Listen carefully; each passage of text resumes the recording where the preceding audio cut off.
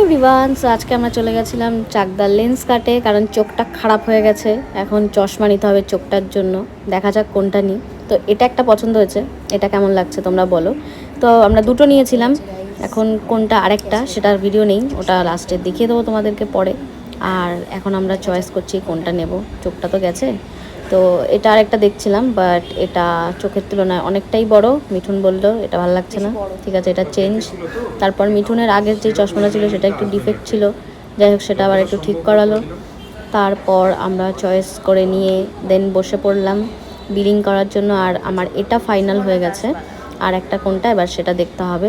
তারপর আবার ওরা একটুখানি চেক আপ করিয়ে নিল যে চোখের পাওয়ার কি ঠিকঠাক আছে কি না। যাই হোক, তারপর আমি এখানে কিয়ানের সাথে একটুখানি মজা করে নিচ্ছিলাম, ভিডিও করে নিচ্ছিলাম। তারপর আমরা এখান থেকে চলে গেছিলাম একটু কফি খেতে অ্যামাজনে, আর ওখান থেকে কফি টফি খেয়ে তারপর চলে গেছিলাম বাড়ি। তো আজকের মতো ব্লগ এই অবধি, দেখা হবে নেক্সট ব্লগে।